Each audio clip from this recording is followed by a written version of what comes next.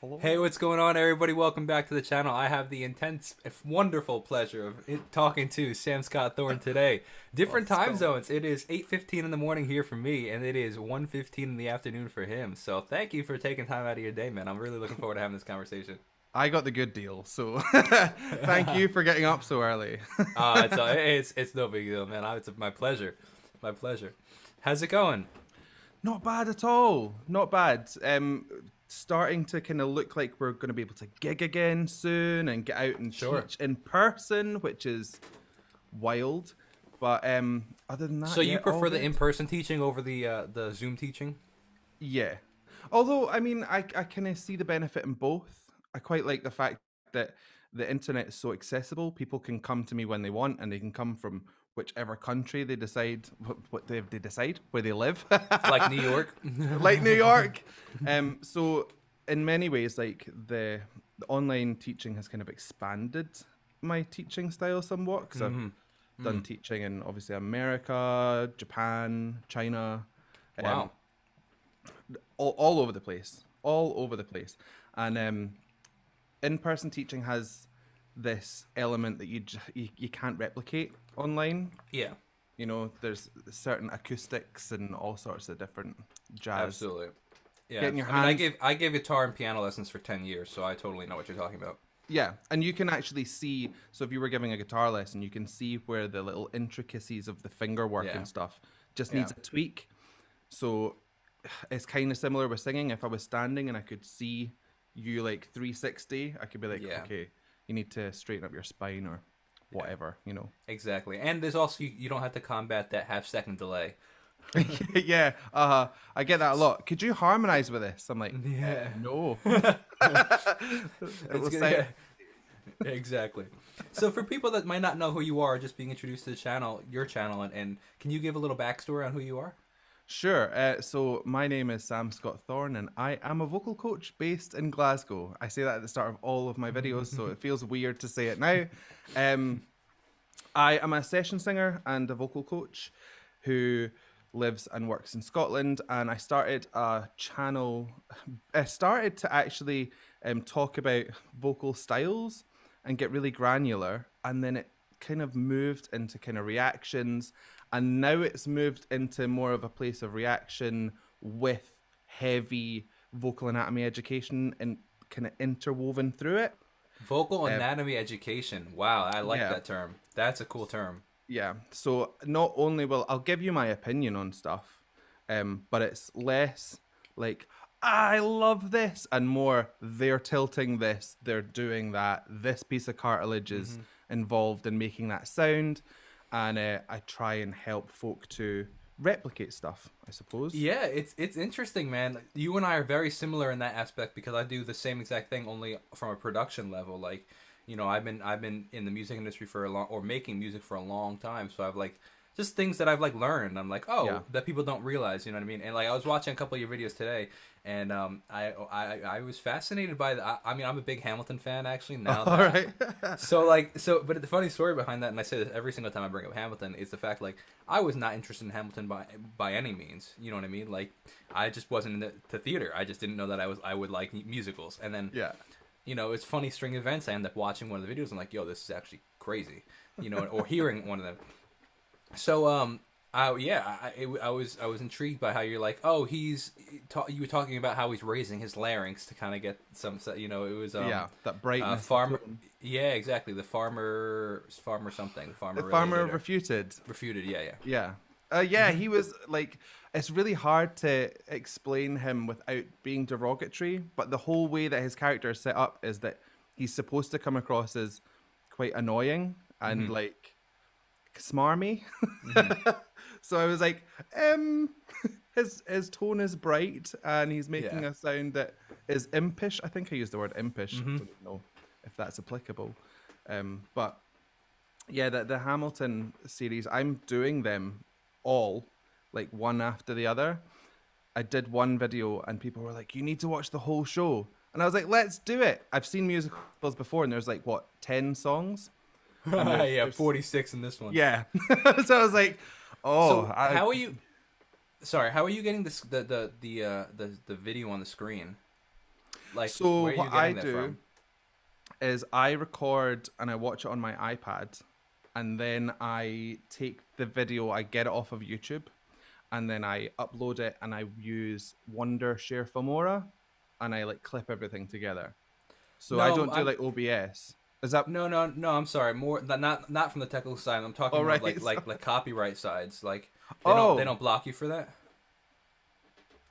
no. Some videos do get blocked, but other ones I'll dispute them on the Yeah, basis that yeah, they're not being used in the way that they can be sure. enjoyed, the way they're intended to be Yeah, enjoyed. I'm kind of talking about elements within it and then yeah. breaking it up. Hamilton was actually really good with releasing those claims. Um, Yeah, yeah, Summer we get Hamiltons were blocked actually some of my in weird best. countries. Yeah, yeah, it's the communist countries actually. Yeah, like North Korea, you can't watch it, and I'm like, okay, I'll accept that. I don't know. Yeah, it's like I think it's North Korea, Iran. It's 4 countries. I think it's North Korea, Iran, China, and Syria. I think the four every single countries. time. Uh-huh. Yeah, it's bizarre. But then But when you dispute them, I think it just gets released to everybody. So it just they just don't want you watching in those 4 countries. that's funny. There's a lot of artists, not artists, but like specific. I guess it's maybe labels. I guess it is like publishing labels that whoever makes those claims, there's a lot that will block it in those four countries, which is fine. Yeah. You see it a lot. It's funny. I think the whole copyright thing is it needs to be heavy-handed because of the platform that YouTube is. It's huge, and people will just take videos and re-upload them. Sure. But for creators that do stuff with the videos and try and educate with them, it's really frustrating. But yeah. it's kind of two sides of the same coin, innit? You kind of have to take It the is. rough with the smooth. Exactly. Oh, it's true, man. It's true. So, one of the sub questions over here, the subscriber questions, is to ask the story behind your hair. Oh no, the story behind my hair. Right. Okay. So I recently hit 100,000 subs. Obviously, I'm really proud of it. And I've Oh just man, made it. I'm like I can't wait for that day. I try really hard not to care for the numbers and like not to like watch them because I think it's a bad habit to get into, and like you start to change your content based on numbers. And I don't want to do that. I don't want to be that guy. But like, there's something about that. Like you made it, man. Like, It's very you official. are fish. Exactly. It's super official. Like that is so cool. I was actually coaching, and I sit by my window, which is why I look like the ghost of Christmas past right now, because it's very bright in Scotland. And I saw the delivery van rock up, and then he got out with a box, and it had YouTube on it, and I was like, "That's definitely for me. Like, that's got to be, unless there's another YouTuber in this building that I don't know about." But it was. Oh, that would have sucked. Could you imagine? Yeah, knock, knock, knock. Excuse me, can you keep this for someone upstairs? Yeah. Like, oh. That's funny. But the plaque came in, and I can't remember whether it was you have to apply for it. Like you have to let them know that you're ready, and then you give them your address and everything. How long did that process take? Oh, a few weeks, 3, 4, 5. I mean, we're in the middle of these crazy times, so one day feels like about 12 years. So I have no idea. Weeks, though. So I ended up getting either an email or through this chat, they were like, "Oh, what a milestone. You need to do something to mark the occasion." And I was like what? And my brain just got going, and I'm an idiot. So I was like, I'm just going to dye my hair silver. That sounds really stupid. So either it was going to be stupid and it went wrong, which would be funny, or it'd be stupid and it went right, but it would still be funny. Yeah. So I did it in here over an afternoon. I did it in one day, bleached my hair twice, and then dyed it silver. And it was a mess. Oh, silver for the silver plaque. Yeah, to match it. That's funny, actually. I get it. That's actually on my channel. So whoever asked that, if you want to see me doing it, it's in my channel somewhere. That's funny. Yeah, I think it was a stream, right? You streamed it, right? No, I filmed it all and then cut it up. Oh, okay. Because obviously the whole process took hours. Yeah. So I was like speeding stuff up and clipping bits out. But that's funny. Oh, it looks good, man. Thanks very much. You look just like the silver plaque. I do know. I had to re-silver it because it kind of went a bit weird looking. So I put silver in it, and it's a bit more silvery now.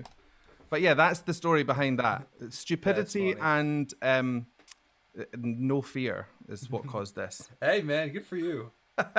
So I'm curious, going back to kind of some of the reactions and stuff. What are some things you've discovered through it that you might not have really known, um, or might not have looked many up? You things. know what I mean? Or some of your favorite, I guess. Like something like, for example, me, Hamilton. Like I would never have like looked up Hamilton. Like people were trying to get me to No. watch it forever, and like finally I did, and I was like, oh, this is amazing. I love it. You know what I mean? So like something like that for you. So I found a deep, deep appreciation for metal music. Really? Oh my, yes. Prior to, you weren't like really listening to it. Well, I mean, when I was a teenager, I used to listen to like Marilyn Manson Mm-hmm. and Cradle of Filth and Tool and stuff, but I kind of fell out of that kind of scene, I suppose. Mm-hmm. I used to have really long black hair, like almost Now you down just to have my short belt. silver hair. I'm that horse from the Wizard of Oz, always changing. But the musicality in metal music, I just don't think can be understated. The fact they combine harsh vocals, which I would say is one of the hardest, if not the hardest, styles to do safely. Sure. And then they marry it usually with an operatic style. So they'll Mm-hmm. have an operatic singer and then somebody that can do crazy screams and growls. Occasionally you get Floor Jansen, who seems to combine all of those things together with such detailed, complex pieces of music. It's Absolutely. just, it The blows my guitar mind. work and the drum work in metal music is unbelievable. It's Mhm. unmatched. They're so talented. It's Yeah. crazy. I'd be curious. Can you hear the difference between like a safe singer and an unsafe singer when they're doing screams like that? Um, yes, I suppose You I can could. hear it, or Yeah. is it just something that will just in 5 years be like, oh, that guy can't sing anymore? Like, well, I would start off by saying I'm not a metal coach. There are so many people that are way better at metal than me. Mary Z comes to mind. She's a YouTuber. And there's a guy called Tony Linka who has this really good series on YouTube. They kind of know the inner workings of it. But I can hear when something sounds like it's going to be painful. So Mm. there's a few different ways to get that metal tone started. There's your fry, which is Mm-hmm. slack tone. Slack folds. Your vocal folds are kind of moving erratically. The air's getting through however it wants to. And then you can kind of intensify that sound and pull it up your range, and you get a fry scream type sound. There's false chord screams, which to me is a contradiction of terms because your false chords aren't really in play. Your false chords sit over your true vocal folds. So if you were to pick up something really heavy, it would go. That's your false chords sitting over the top and not allowing movement. Mm. But every time I've heard like a false chord scream, it sounds more like like that kind of sound, and that's just blasting air through a relaxed larynx. So I suppose your false chords are moving around, but they're not really engaged. Although some metal people could think the exact opposite. Mm-hmm. And then you've got arytenoid rattle, that kind of sound. Mm-hmm. That's at the point of your vocal folds. They open and close them, for want of a better term. And you can kind of get all of these combinations. But if you rely too much on the squeezy sound, then there's a good chance you're going to irritate your throat and your vocal folds, and you'll run into damage. So So if that's you, the wrong one of the bunch. in my opinion, if you're using too much false vocal fold constriction when it comes in, then yeah, you'll probably run into some form of vocal issue down the line. Interesting. Yeah, as long as you're keeping your folds kind of disengaged almost, you're kind of wanting your articulators and the force to produce the sound rather than your folds coming together and then you just like thrashing away at them. Well, man, you're going a bit over my head in a sense of like, I'm like, hold on, where's my notepad? I'm about to be like, so what's the articulators? What are we talking like the? Oh, so your articulators would be your teeth, your tongue, your jaw. Oh, okay, The things that change the shape of the sound. sure, So if you think about that makes sense. Yeah. your larynx would almost decide the tone, whether it's a dropped larynx, high larynx, airy sound. Your folds are behaving differently with the breath. Whatever happens here, it's articulated up here. It's fascinating, man. Like it's a whole science, like literal science behind it, and people Oh, don't realize it. You know what I mean? And you then can you go have the people. mad. Yeah, you Trust can. me. It's the same thing with production. Like it's like to some degree, like where is that line? You have to find the fine line between science and art. You know what I mean? Because I think that Totally. you can get so caught up in the trying to like, oh, I got to EQ this perfectly, and like to some degree, it doesn't matter when people feel it. You know what I mean? It's like, Yeah. oh, I gotta hit this at the right, for you, the right vowel, and it's like, well, if people aren't feeling it, like it doesn't even matter. It could be technically right, but it doesn't. Obviously, you don't want to damage your voice. That's a completely different story, but And that kind of runs into like a deeper discussion about what makes a singer. For some, it's if you can't do a 32 note riff in 8 seconds, you're nothing. For others, it's like all of that stuff is just noise. You're overcooking the cake.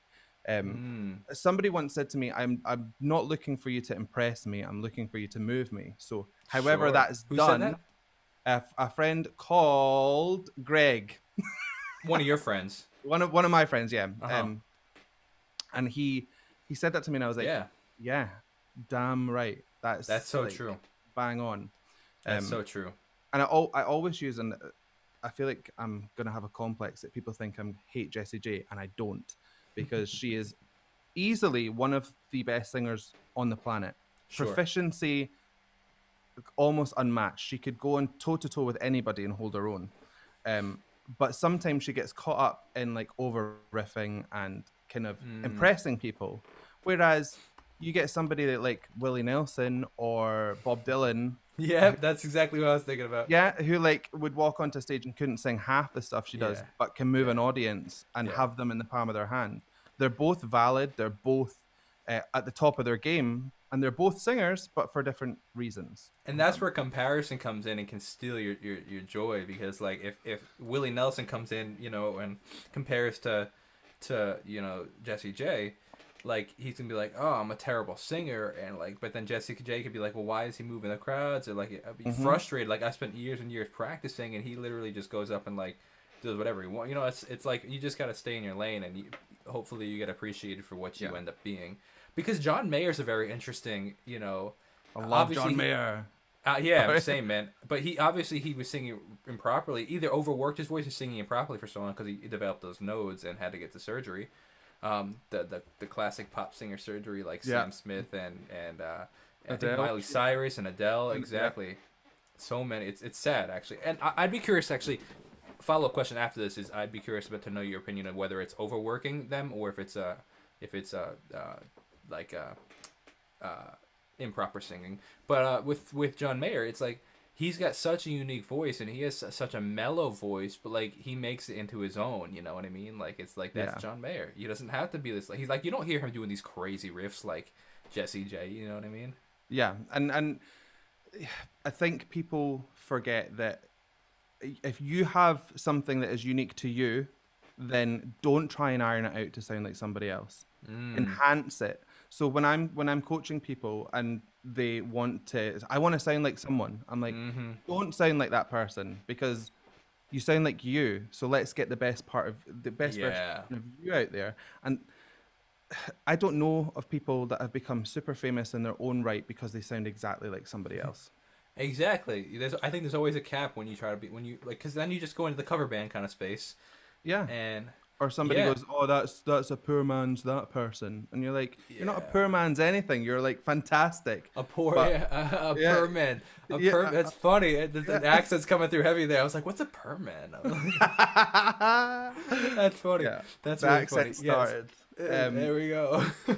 But yeah, the vocal. Your vocal fingerprint is so important, and I don't think that people should. Is that your uniqueness? You mean by the fingerprint? Yeah. That's how an you're interesting way to describe identifiable. it. That's interesting. So, what was your other question? Was about their if it's technique or if it's overworking their voices. That's fascinating, by the way. The vocal fingerprint is your recognizable. I'm liking you're using some good tones, like not tones, phrases. I'm gonna start taking notes, I man. know. If I find these like written down on these sunset pictures and stuff, like super, those inspo quotes. Yeah, you'll know where they Where's your came local from. fingerprint. Yeah. Yeah, I'll be hunting people down. Anyway, so I've got several theories on stuff like this. The whole idea of like vocal fatigue is a very real thing. So I remember listening to Miley Cyrus. She was talking in a podcast, and she said, I think it was Joe Rogan, but I don't listen to Joe Rogan, so it must have been a clip that I seen. Anyway, that's not important. And she said something like the gig was one part of the night. After that, she was so like keyed up, and she was just like living off that energy of being on the stage that she stayed up all night. She smoked, she drank, she took drugs, and she like hammered her voice, didn't give herself rest. So not resting is one thing that I would say is hugely, hugely, hugely important to not avoid. You need to get your rest. The other thing is the more that music is evolving, the more people are pushing their voices into these extreme parts of their range. Every song now is like, where's the high note? We want the high note. We want the big belty bit. And for you to create, say 10 songs that are like that, and then you have to go and sing them night after night after night, and you don't take steps to mitigate, like modulating the key down so that it's a more comfortable place. Like Harry Styles, he does that, modulates all his keys down. Yeah. Which is I've a been good noticing choice. Yeah, like it's fascinating though, like because like it's so interesting how we just as society have like trained our ears to want to hear a certain thing. Like we have to do it's the studio version versus the live version. It's like, well, why don't we just have one version? Like, why do we have to make it so like, Exactly. why does it like, for example, like, and I'm not bad. This is not bashing. It's just like it's just become the industry standard because it's what the consumer has become used to. You know what I mean? It's like, I notice it a lot. Like Olivia Rodrigo's driver's license originally in the key of B flat, but whenever she plays it live, it's in the key of A. You know what I mean? So it's just interesting to see. You see that a lot of artists do that. Yeah, and it's because that's where you get the heightened emotion from. Like when your voice gets to that breaking point in your range, you'll get some form of like reaction, whether that's a little bit of texture, whether that's like it sounds pained, because it probably is. But when you're in a studio, you'll know yourself, you've got take after take after take after take. You can keep taking a run at it and go, I'm not hitting that note, I'm taking an hour, we'll come back to it. Whereas live, you've got one chance. And the way that it kind of falls now is that people, they do one bad performance and then people are like, they're a bad singer, and you're like, it's ridiculous. And then they get all upset because people lip sync, and I'm like, what do you expect? Yeah. Like I like now when I pointed out in a lot of the videos that I do, when you hear a funky note come through, I love it, because I'm like, oh wow, they're actually not lip syncing, because when you can tell, from a production standpoint, but also from a pitch standpoint, if you don't hear a single slightly flat or sharp note, it's like it's 100% not live. There's no way that a singer's doing all the movements that they're doing, first of all, and then also all the nerves and everything for it to be so perfect. There's no way. And it's easier. It's so much easier. There's nothing that can go wrong. You know what I mean? Like, whereas opposed to like, if there's so many things that can go wrong. I just did a video recently actually with it was with the Brit Awards, and it was The Weeknd, and it would do the Save Your Tears. And he was saying, like, I was saying, commenting in the video, it's like, I always find it, this is a slight tangent, but I always find it, I love a tangent, slightly interesting when, like, there's so much production in that song, Save Your Tears, and you obviously have it singing, but then they have one random keyboardist on the stage. It's like there's no drummer, that everything is played to tracks except for the keyboard player. I'm like, why? Like, you're adding such an element of things that can go so wrong now, because, like, I would be like, in all honesty, I was like, I hope he's not actually playing, because, like, it seems foolish that, like, everything's played the tracks, everything's perfectly timed, and then you have this one random guy that can hit the wrong note and, like, screw up the song. Like, it makes no sense. So, but no, it is interesting. Like, I actually appreciate when you hear a funky note, because that means that the rest of the song is actually live, and when they do the good parts, you're like, wow, that's actually really them. I mean, my one of my favorite genres of music is Motown, like hands down. I Okay. love listening to Motown music. And back in the day, they used to take, and this is almost the opposite to how it is now. They would take the song and they'd learn it in a comfortable key, and then when they recorded it, they'd put the key up so Mm-hmm. that all of these singers, they're like really straining. If you go and listen to some of the older stuff, you will hear them cracking all over the place. You'll hear notes not being completely hit. You'll hear them dissipating into this breathless sound. And it's so authentic to me. And I feel like nowadays, when everything's like melodyne to within an inch of its life, you're like, and I don't know about you, but from people that listen to music and listen to singers a lot, it is noticeable. It's Sure, 100%. it's becoming the point where people are almost like not saying that they think it's been melodined, and you can melodyne or you can auto tune, I suppose you would say, or lightly tune stuff as it's coming out, like live.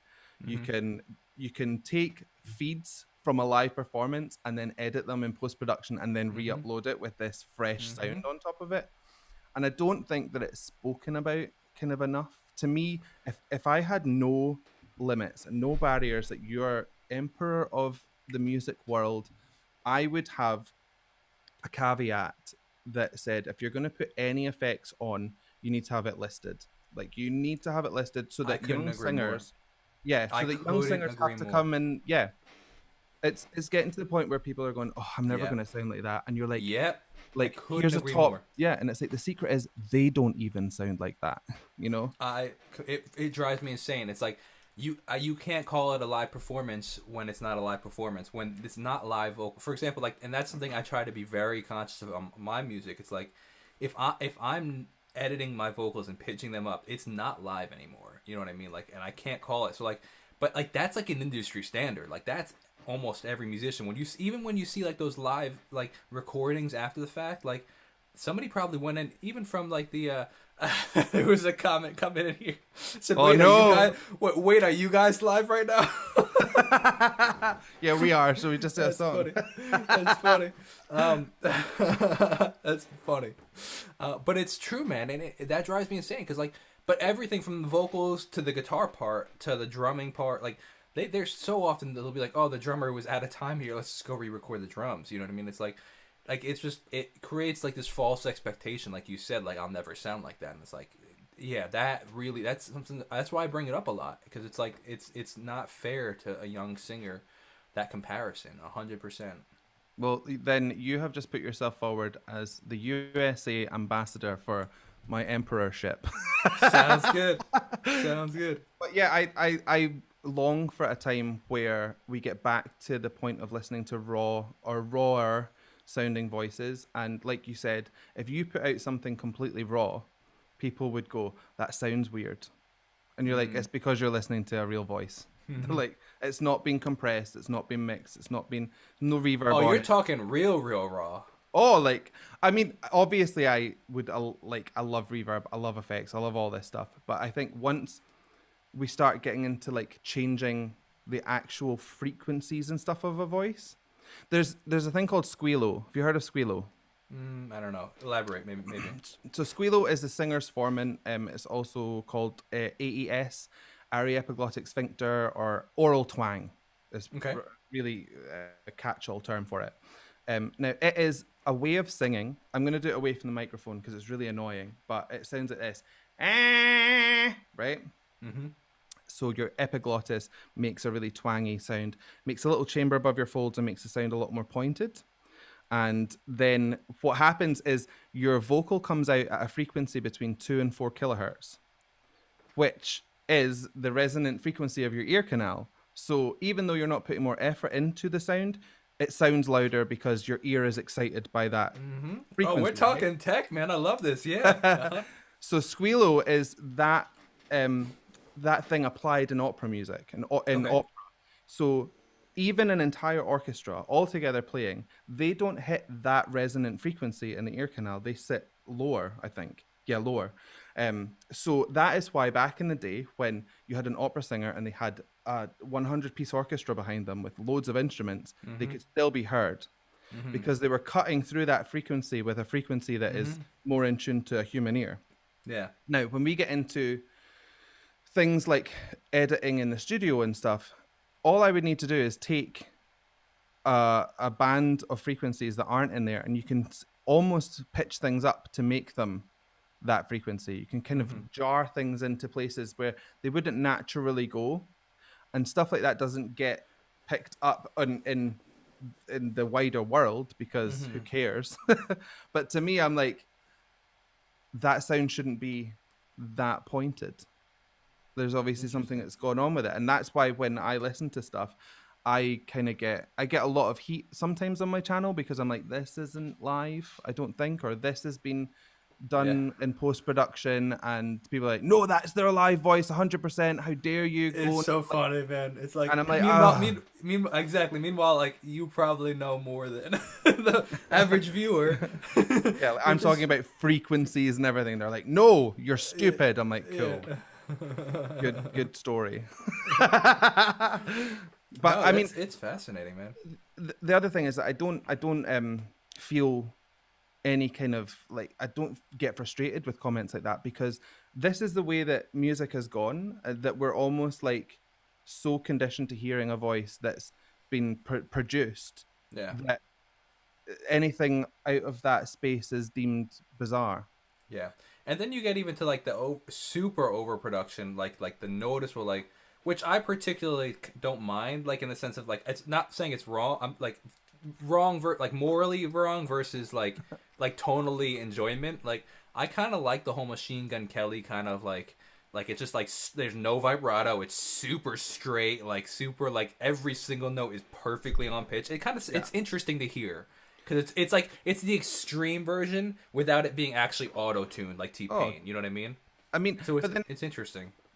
the whole, I think every single vocal style is valid, and like Sure. the even heavily auto-tuned stuff like T-Pain, and when Cher had that like Mm-hmm. 90s moment and it was all blah, blah, blah, blah, and it sounds really kind of wobbly and metallic and slippy. Mm-hmm. It still has its place, and it's still a really good feature to use. Mm-hmm. The main thing that I don't suppose it bothers me, but I often wonder how a producer feels when they have spent hours, weeks, or whatever creating this perfect like vocal, and then everyone goes, "They're so good live, they don't need anyone," and they're just in the background going, "At least I get paid a lot for this," because Wow, interesting perspective. Because you he's know, doing all the work. like, you have to have a good voice to start with, Interesting. so that's Sure. that's Sure. one That's thing. interesting. I've never thought about that, man. But do we really revere producers in the way that we revere singers? Like, is there I mean, imagine Wow. in the music world, there's like, you have to go to this producer. He will make your voice sound amazing, but just don't ever tell anyone he exists. You Wow. know, there's like, That's there's interesting, man. I try and get as granular as possible with vocals, and I love everything to do with the voice. Like, but I feel like if we shy away from areas, then we're not serving anyone, you know? I love that, man. That's you hit on such a great point there. All that stuff is such great points. It's gonna be interesting to see where our generation goes and where we go in the future. Just because like '90s and early 2000s were so super bubblegum pop produced, and then you had Instagram, which is so super produced. But then like TikTok's becoming really popular. But like TikTok is raw people, raw videos. Like almost when like you see an edited video on TikTok, it's like, oh, this is an ad, even if it Yeah. might not be. So it's interesting to see where, and like even Instagram is starting to be like more less of this like super crazy photo to like, hey, I'm just chilling with my friends kind of thing. You know what I mean? Yeah. And it's gonna be interesting to see how culture responds to that in the sense of music though too. I think like are we gonna want more raw vocals? Interesting what you said about the like lack of effects too, like compression and that's interesting because like you're right. Back in like the '60s and '70s, like where like or even you go back even before that, music's been around since like year zero. You know what I mean? Like Yeah. we didn't have any of that stuff. There was no compression. There was no whatever. Reverb was like the rock you were standing next to. You know what I mean? Like Yeah. You've It's got a and Shure mic, and that is it. Here's a 58 beta. Go and do everything with it. Like, industry standard, baby. Industry yeah, standard. in front of your guitar mics, in front of everything. It's just that mic is everywhere. I talk And about all the time how you could literally drop that microphone from a plane and then step on it with a metal shoe and it would still work. oh, Do I you gig think a lot, yeah, or yeah. did you? When we're allowed to, yes, I do. Sure. So Um, I'm sure you've seen the gnarliest. I mean, of course, you definitely bring your own mic, but I'm saying like with whether it be like the house mic that somebody just happened to have or whatever, yeah, like the gnarliest SM58s. Those things are yeah. like you see them everywhere, and like they you never see around one anymore. They always No, dented. they're like the surface of the moon, but rusted. Yeah, You're like, yeah, metal. exactly. But they're also always dented. Every Yeah, single side with the grill is dented. That's funny, man. totally, It's so totally. funny. Um, I actually just stopped using Shure but not last year. Whenever I was gigging in the last year, and went onto a Sennheiser. I can't remember what it's called. Mm-hmm. E903 or an E930, and it's amazing. So I could try and swap them out. And I've just got this guy. I don't know what that The is. SM7B. SM7B, Yeah. and I've not actually had time to record anything on it, which is annoying. That's getting more and more popular, the SM7B.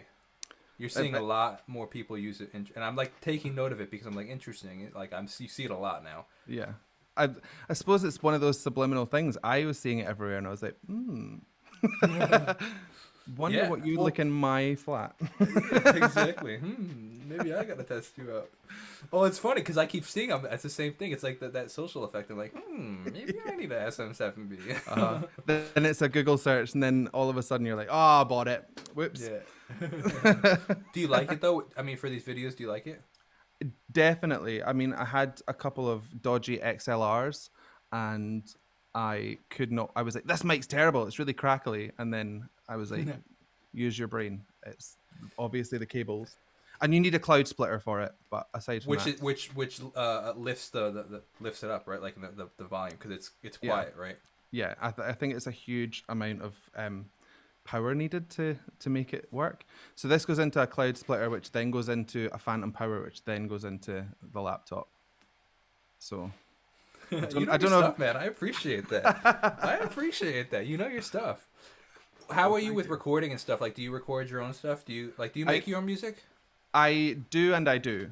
I was actually recording stuff just before the Rona decided to show her ugly face, and everything's kind of gone down the Swanee. But I can't wait to get back into it. I'm more lyrical, like I like writing lyrics than Nice. doing melodies. But see, once somebody starts a melody, then I can work from that point. If somebody gives me like an idea of chords, I'll be like, cool. Dude, we should do a songwriting session on Zoom sometime. Yes, That'd be definitely. fun. I just did one. I don't know if you know the guy Brad Steele here on YouTube. I've heard the name. He's another reactor. But we became friends through these kind of conversations. I had him on the channel, and then we just started messaging each other on the server and stuff. And so somebody requested like, you should do a songwriting session with Brad Steele. I was like, that sounds cool, and we did it, and it was so much fun. Let's do it. Much fun. We should. I have to do it when my 4-year-old is away from the general vicinity. Otherwise, it'll become carnage. But Sure. yeah, That's funny. but yeah, I do write stuff. I'm in a band. We do like functions and stuff, which is like Cool. just a tidy little learner. And then I do session vocals. So I've done background vocals for Lewis Capaldi, for example.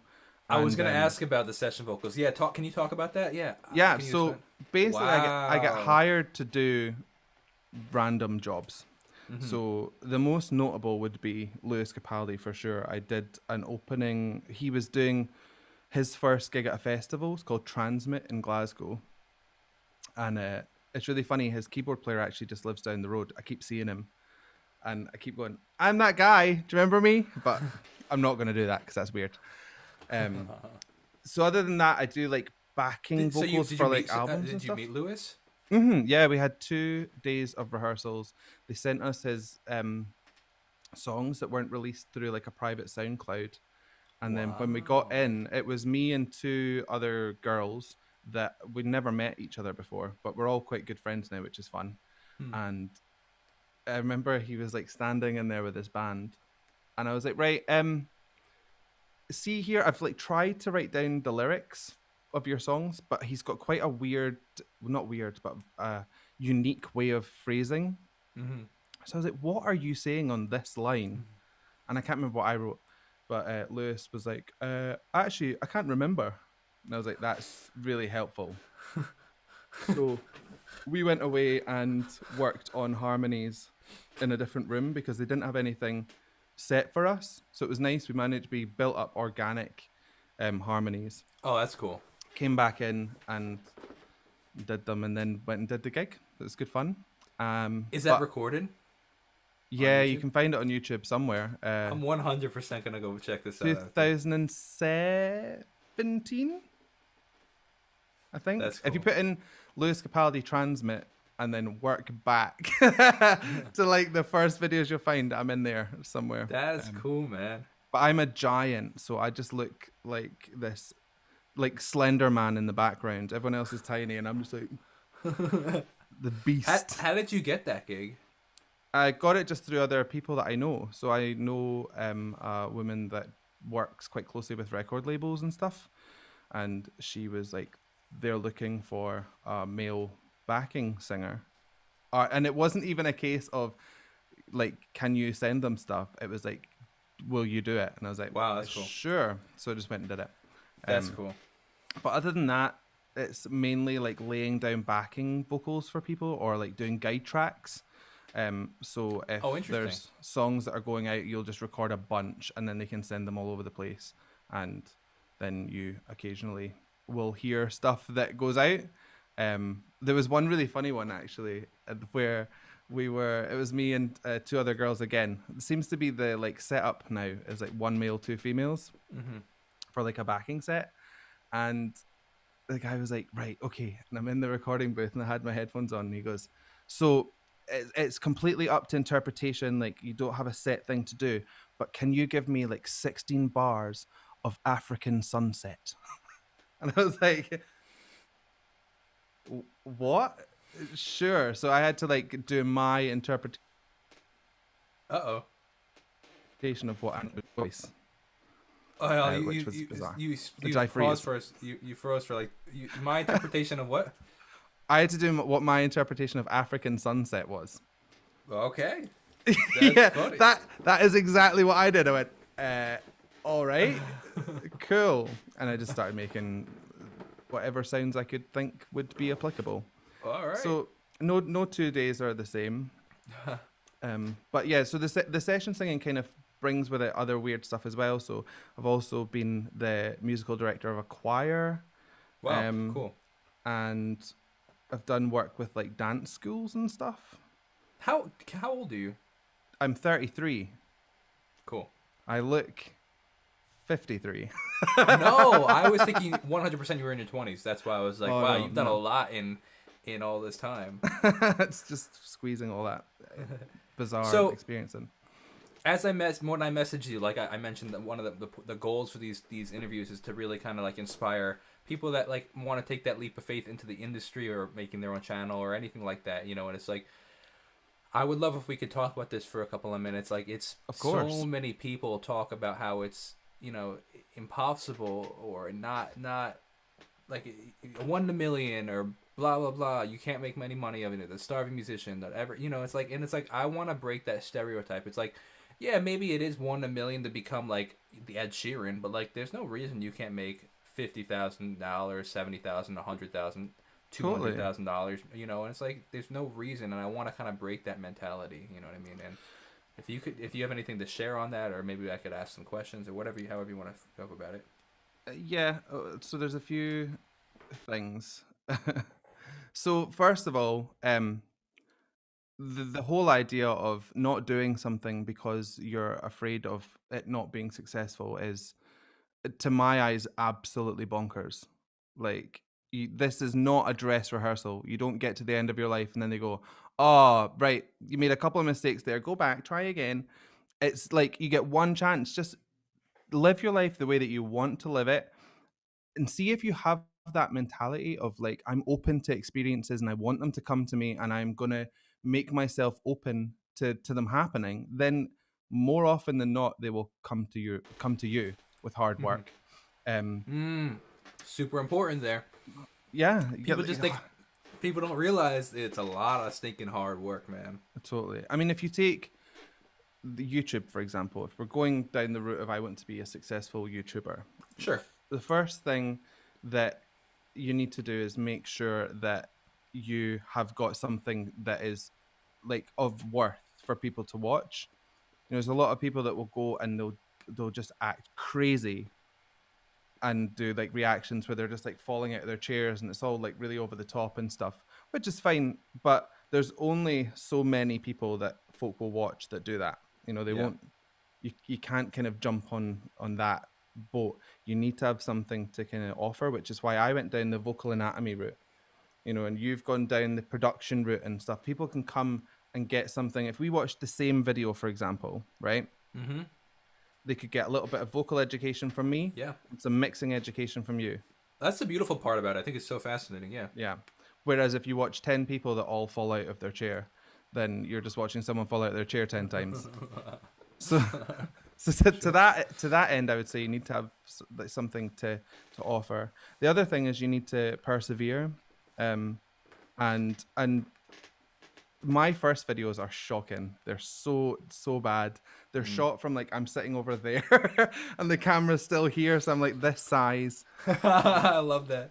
I'm nervous and I want to come across that I'm in control, and that just translated as quite boring. I'm just like, hi, welcome to my channel.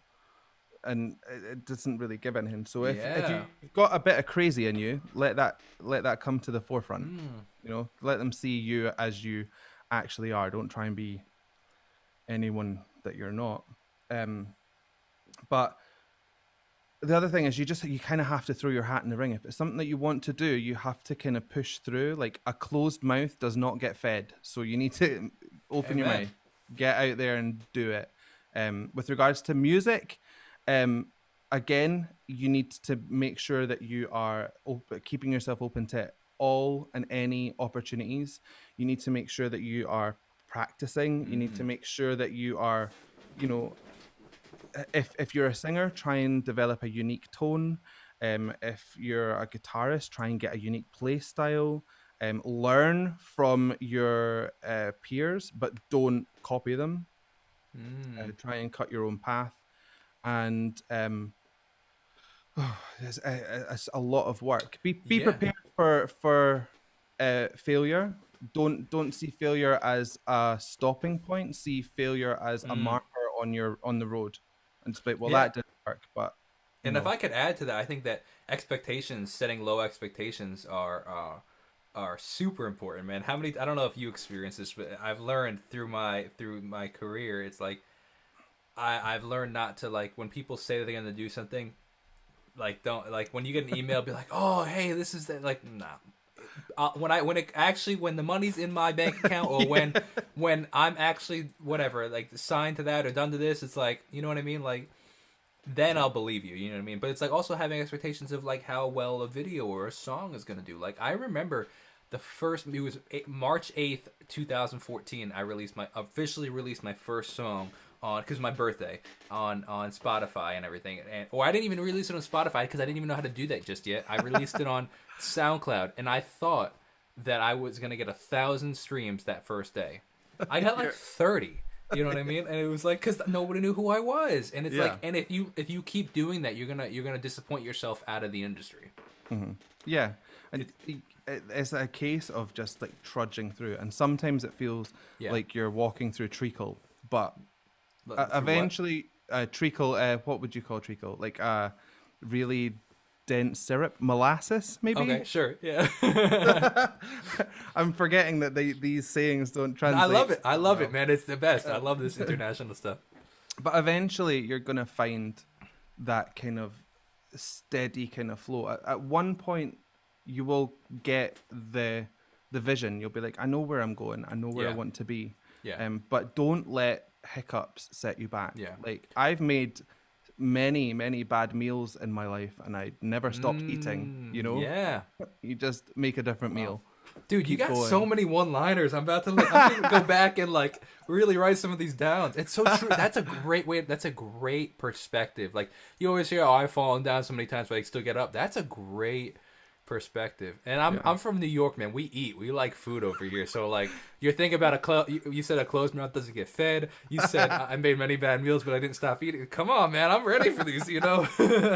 I'm the same. I'm constantly stuffing my face, and I talk about vocal recipes a lot. So I talk about the individual ingredients that make a vocal recipe, and I talk about. I'm like, that person's voice is so delicious. Like I feel like if I could, I would eat voices. I'm like Ursula the Sea Witch. Sure, that's funny, man. It's so true though. It's such a great perspective, and I think that like you said, like just learn from the mistakes and keep going. I'm curious on your opinion on when to get paid. Like when do you take the free gig and when do you ask for money? Oh, okay, right. So I have a real opinion on this now as well because I've just started doing vocal anatomy drawings. So I got this drawing Interesting. pad, and I've started to draw larynxes and the velum positions and all sorts of jazz. And people were like, "Your drawings are really good. How can I hire you?" So some who have been like friends of mine, I've just been like, "Just take it. It's fine. You can have them. You can use them for your coaching." But then for others, I actually went on TikTok and I asked, I said, how do I make sure I'm not undercutting professionals whilst not undervaluing myself? What do you mean undercutting professionals? So people that have done drawings for years, selling graphics, selling whatever it is they're drawing, you know, if they were to be approached and said, "Can you draw me 10 larynxes in this many positions?" and they were like, "That's $1,500." But I come along and I'm like, "I'll do it for $25." You know, like you are kind of undercutting an industry. Sure, yeah, I see what you mean now. So I feel like you need to figure out your self-worth and you need to work out what your peers are paying and then try and keep to that standard, because if some of us fall, we all fall. Yeah. The value gets driven down and not up. But with regards to when you should start getting paid is when you are when you're approached, I suppose. If someone's like, "Can you do this for me?" then you go, "Well, you've asked me to do this, so now you know that's a service you've required." If you're going around and going, "Can I play in your bar?" or "Can I do something at your function?" then I would say you could probably be put in a position where they go, "Well, you approached me, so I'm not paying you," and that's probably fair. But if somebody approaches you to do something, then I would say, "Right, well, this is how much it's going to cost. Take it or leave it." Exactly. And what's your opinion on the classic, "Well, you'll get exposure"? Well, we like to eat, and I've never been able to eat exposure. Exactly. Can you? Yeah. Exactly. What's the going rate for exposure? You need a terrible amount of sriracha sauce for that exposure because it tastes like nothing because it is nothing. Exactly. Yeah, it's true, man. I think exposure is works once in a blue moon, i.e., like when you see people busking on the street and the person that wrote the song gets up and sings with them. That's exposure because the person that has the power is bringing it to you. Yeah. When the person in power is asking you to do something for them, then I don't think that's a balanced way of gaining exposure. Interesting. So you don't have to answer this if you're not comfortable. Like, did you end up getting paid for that Louis Capaldi gig? Yeah, of course. Okay. Yeah. Now, would you have taken it if you weren't getting paid? There's a question. No. Really? No. I feel like I might have taken that one. Because that's an interesting thing to put on your resume, even if you didn't get paid. To say you still played that Glasgow show with Louis Capaldi is something that is interesting just to put on your repertoire. You know what I mean? Yeah. The I don't know. thing is, I got paid from different places. So you get paid Okay. from the record label anyway. But Sure. then you also get paid from the BBC, the British Broadcasting Company, because they were using footage of your face to gain viewers. So maybe I would have done it for free for Lewis, but I wouldn't have done it for free for the BBC. I'd be like, "Give me my TV stuff." Hmm. um, No, that's interesting. I don't know. I'm of a very, I don't know if it's a niche way of thinking, but there's so much money out there in the world that so many people are holding on to, rather than just being like, you provide something, you put joy into the world, you bring art, you bring light, you bring whatever. Like, we should pay people for this. So I suppose I'm a wee bit staunch. I'm like, no, pay the people. But I hear you, man. Absolutely, and that's another thing. Like I try really hard. I was literally there's another channel. His name is Michael Beveraggi, here on YouTube, and I had him on for an interview yesterday, and we were talking about this because we were talking. We kind of got on this tangent of whether or not, like, separate channels for different things, kind of thing, and he's like, well. He's like, would you ever do like finance on your channel? I was like, I don't know. I mean, I love finance. Like, it's funny. Like, while I'm a musician, I make music videos, like music related videos. I only watch like stock market and cryptocurrency and, like, all that stuff on YouTube. That's all I watch. nice.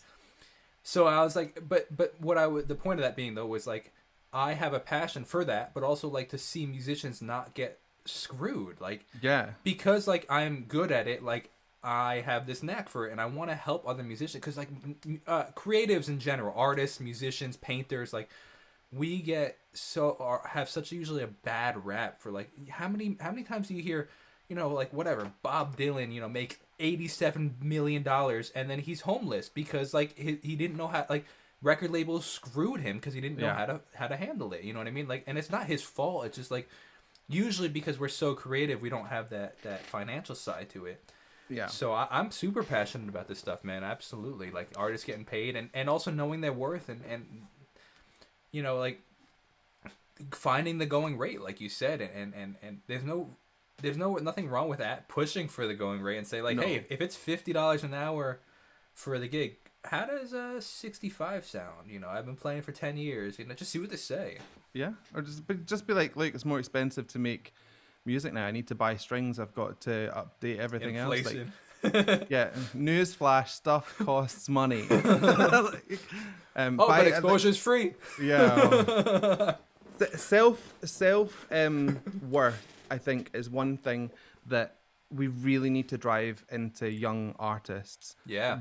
But steer them away from ego and more to like, my worth is more than how I look or how I sound. It's what you're willing to put up with, So when you're in that situation where somebody's like, oh, you can do this for free, but I've got 1 million TikTok followers or whatnot, you just be like, look, I appreciate that, but no, I wish everyone would just put up a stand so that people go, oh, well, I'm actually gonna have to put my hand in my pocket. Well, and then you start to get into the whole thing of selling out for like sex and stuff, like the sex appeal kind of thing. It's like, which is like, like there's the whole you could get into the whole debate of women empowerment versus like selling themselves kind of thing, and we wouldn't even have to get into that because I don't know if we can really even speak on that. But like it does upset me where like you don't have to do that to get the views and stuff. You know what I mean? Like, and it's sad. No, I mean, and like you said, I want people to take a stand. It's like, no, like she has a great voice. She could be wearing actual clothes too. You know what I mean? that falls into like a hugely wide kind of idea, though. Like the whole thing of sex sells, and it does. But see if women are like cutting major careers out of stuff like this. And then there's like men that are like, oh, it's rubbish. Like, look at you. No, and they give them no respect. It's like the guys are the idiots in that situation because those women are laughing all the way to the bank. They don't care. Sure. And the one of the things, especially if you're going to put yourself out into the public eye, is what people's opinions of you are none of your business. Like, it doesn't matter what somebody else thinks about you.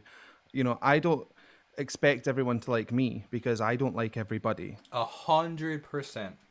So if somebody says I don't like you, that's I'm super like, important to realize. Yes, absolutely. I take no offense when people don't watch my videos because there are plenty of people that I don't have any desire to watch theirs. That is so important. Yeah, and you have to be prepared. This is another thing if you're wanting to start this career in YouTube, is that people will come and they will tell you their opinion of you, whether you want to hear it or not. Yes, And I'm like, it's so true. I'm like, thank you for taking the time out of your day to tell me how terrible a human being I am. I'm like, cool, good for you. Oh, that's so funny. That is so fun. I forgot about that because like we've been all locked away for so long. Like, I mean, now just internet people give you their opinions, but like it's funny when people come up. Like you're playing at a bar and like a random 65-year-old guy will come up and be like, "Hey, you know, you got a great voice, but you know, it's like, where did that come from? You know what I mean? Like, it's just so funny, man. It's hilarious. Like, oh, no one can sing that song better than that person. I'm like, I agree. Bye. Like, I don't care. Like, cool, good. Like, yeah, and you just gotta learn to shove that stuff off. You know. Yeah. That is funny. That's people funny. People have opinions, and what's the phrase? Opinions are like a-holes. Everybody has one. But anyway, you got the best one-liners, man. The whole thanks. The whole idea of voices as well is like it's all a preference. My doorbell just rung, and that's my dog, by the way. Yeah, what kind of pup you got over there, man? He's a freelance bulldog, so he's a French English cross. Otis. Nice. Otis. Hello. Hello. Oh, that's a cute dog, man. Yeah, he's a little beast. That's a cool dog. But yeah, the idea of opinions and preference, this is a really important one, is I get asked a question a lot. I don't know if you do in your comments. Who's the better singer? This person or that person? Yes. And I'm like, the best singer is the one that you prefer. Exactly. My opinion doesn't matter. Why would it matter? Yeah. Absolutely. And I always put it down like pictures of something. So say if there's like someone's drawing a picture of Otis, for example, right? If my 4-year-old drew a picture of Otis, that might be my favorite picture of my dog. Mm-hmm. If somebody drew a half decent picture of him with pencil, that could be someone else's favorite picture of my dog. If somebody took the time out and spent months making a beautiful oil painting of my dog, that could be somebody else's favorite picture. Who's right? All of us. Because music, voices, and everything else is a subjective experience. So what you think is the best is the best. There's a phrase that I mention a lot that I heard from another guy that says quality is subjective.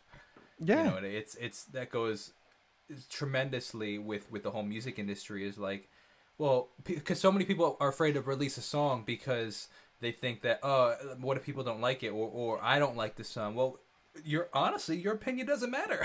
Yep. You know, because like how often do you hear that like these people's of course your opinion does matter, I'm saying, but like it's like, you know, like how often do you hear like, oh, the Rolling Stones be like, oh, we actually hate to play this song because like we just never liked it, we didn't think it was worth putting out, and it be their biggest song, you know what I mean? It's like you hear that story over and over again. So like it's interesting to know, like that's why I put out so much music, even if it's like not my best song. I like, and that's that fascinating part is so many people. I've got so many comments like, I love this random song. I'm like, I hate that song. You know, it's like, so it's just you never know. You never know. You know what I mean?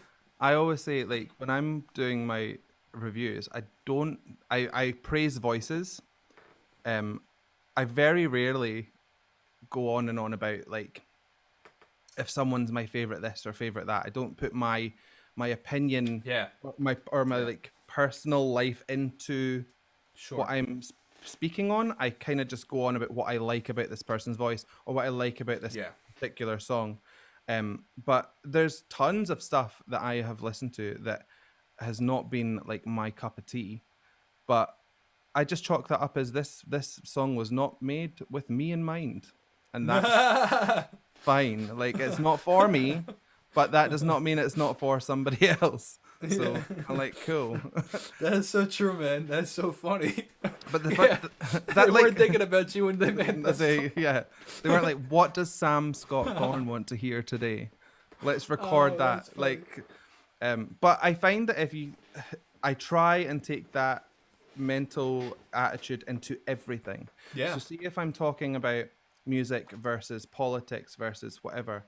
If somebody has a different opinion and I don't like it, I'm like, well, your opinion is yours. It's not for me to decide what you think. And I take everything as I find it. Like my vocal styling is I have no bias whatsoever. I'll listen to anything and I will find something in a video that I like. Absolutely. I don't rag on anything. I agree.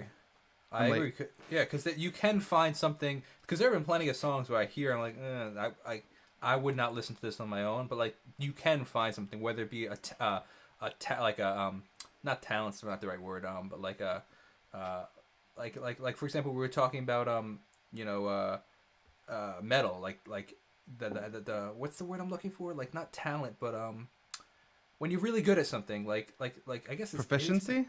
Yeah, like a really good guitar player, like you could admire their blank, whatever the word is. I don't know what I'm looking for, but like you could just. I'm picking up what you're putting down. Yeah, you could find like there's always something, whether it be the ability that they're doing, even if it's not that's something you like, or it's just interesting.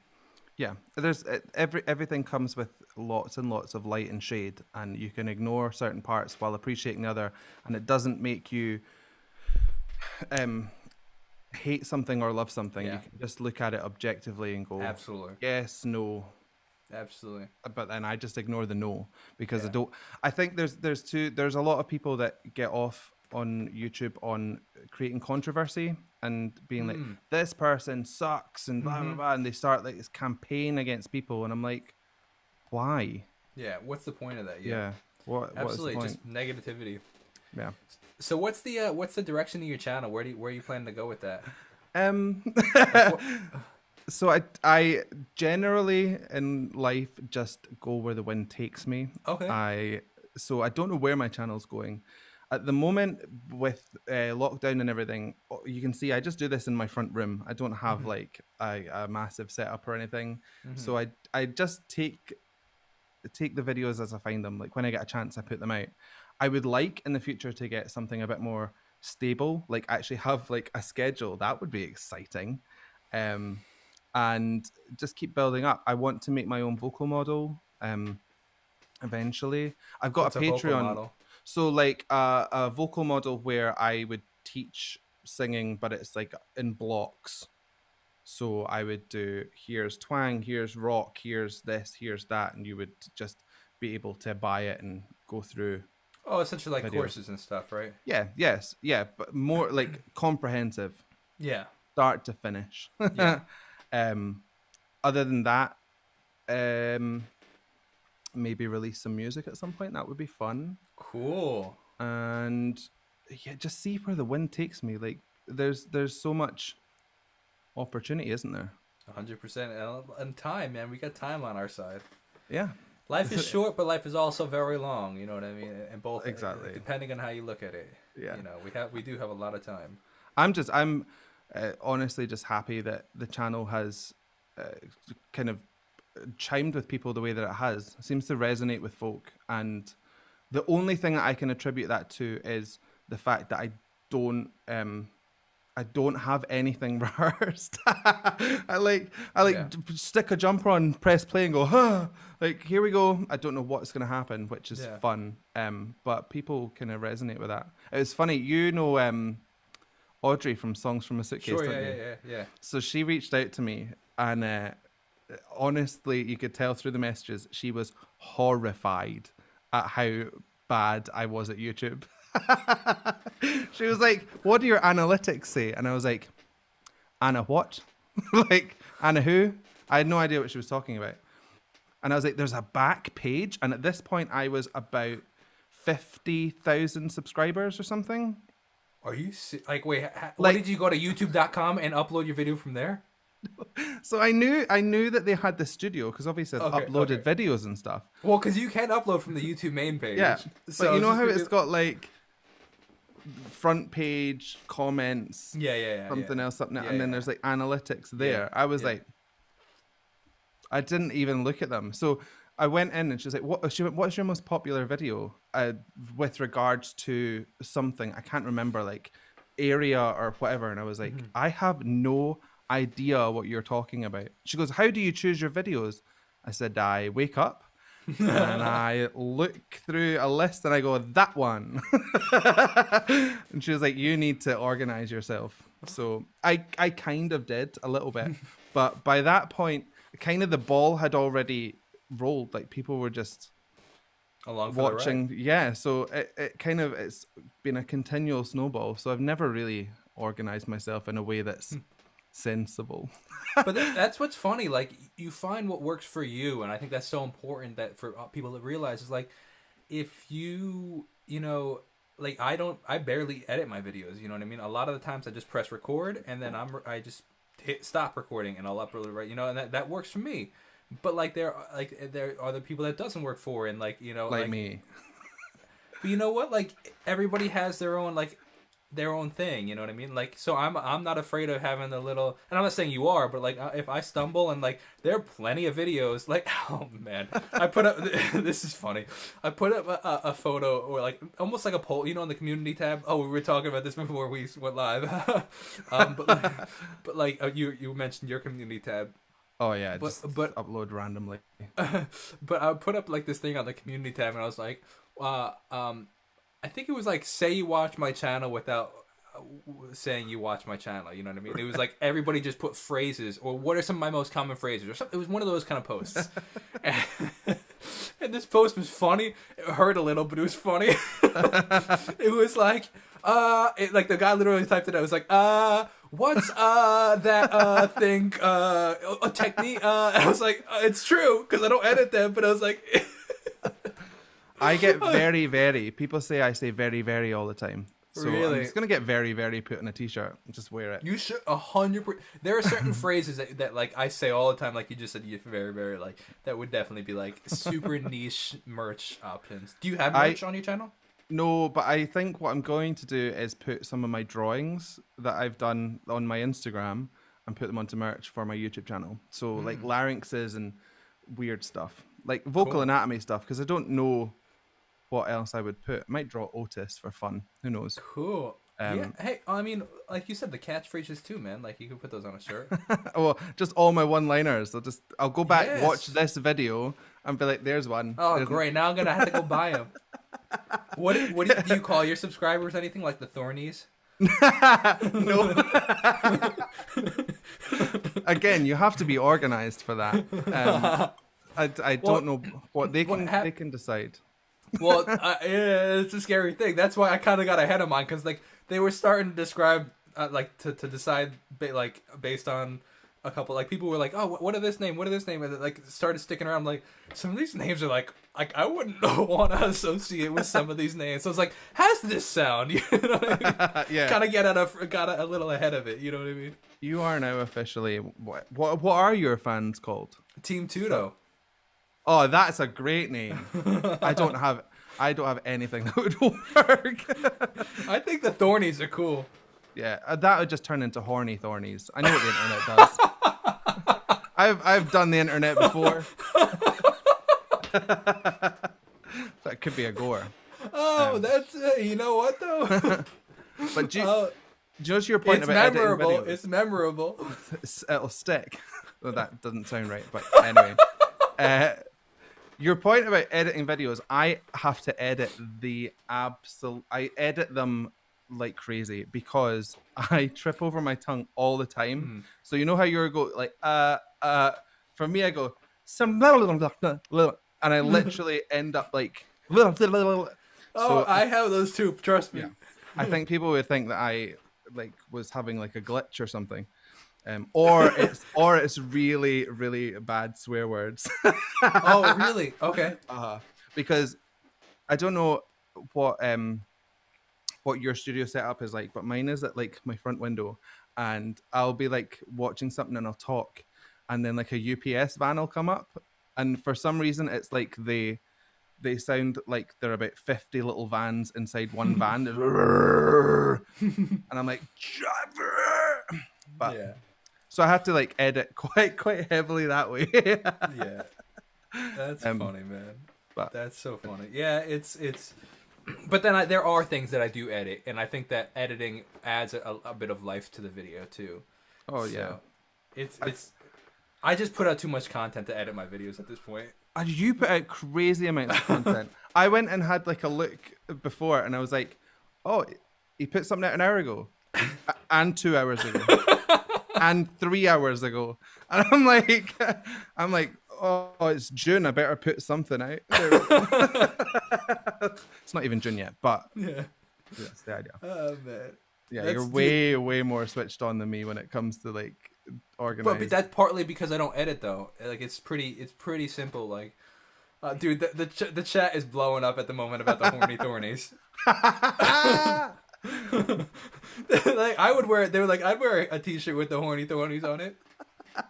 It's pretty funny, man. Well, now I Wait, know what I wait, have wait. to Do you? do. It's a play on words though. Like. Oh no, actually, no. Like horns and a thorn. They're both pointy.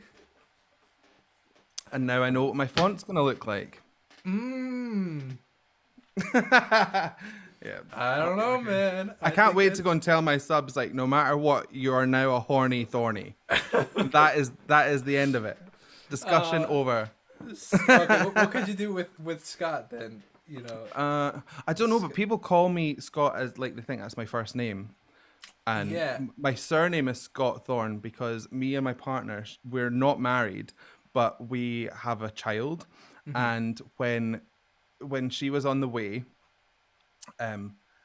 we were like, what are we gonna do? Like, I don't want her to have my surname and not your surname because that's not fair.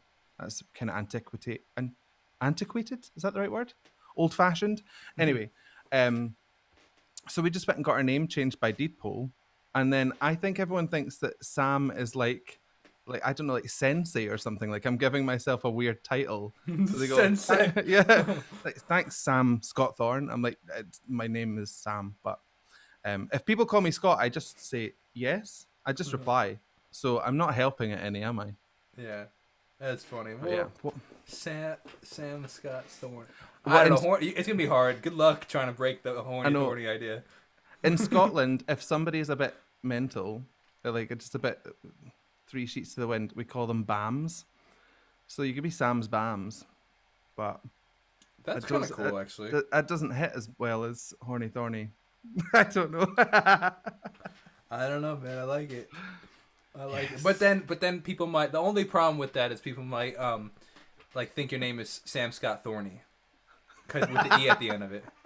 I wouldn't mind that because, like I just said, I'll reply to anything. You call me Bill, I'll be like, yes. I don't care. Whoever you think my name is my name. It's fine. Thorn. You could go. I don't know. We gotta think about that. In the meantime, yeah, we'll open it up to the jury. I'll put a community post up and make them decide. That is so funny, man. That's so funny. So we'll wrap it up. Well, we've been going for a while, man. I appreciate you taking the time. It's a pleasure. It's been a laugh. Yeah, it's been a lot of fun. 100%. Yeah. 100%. So how can the people that are watching and the people that end up watching this after the fact, how can they support you and your channel? So, obviously the best way to do it is to like and subscribe and push that algorithm. But if you want to contribute financially, then I have a Patreon. There's loads of tiers. You can just join the party, which is just supporting me so that I can keep doing what I do. Cool. There's fast tracking. So you can, if you go to that level, then you can fast track a reaction that I will I'll put your name in the video and everything, and I'll say this person did it. Anyway, so that's a good choice. And then there's also like ones where I'll work with you as well. Wow, so there's, cool. I think there's 3 tiers. But there's also Discord. I've got a Discord server. I've got Instagram. I've got Twitter, which I don't really use, and TikTok, which I use once every like 17 years. I'm like a cicada on there, just whenever I get the notion. But yeah, just watch my stuff and let me know that you're around. Say hi, and I try as hard as I can to like every single comment that I get, but that's difficult. But I do. How's the Patreon going for you? Not too bad. It's like up and down. Again, I'm hugely unorganized with everything. So with the Patreon, oh my gosh, I can't believe it's mid. You're right. Oh my gosh, it's May 14th and I have a 13th and I haven't posted anything on Patreon yet. Oh well, see, man. Okay, I'm not even aware of what year it is, so don't worry. But on my Patreon, I've tried to put like a different vocal video series. So it's called Vocal Anatomy 101.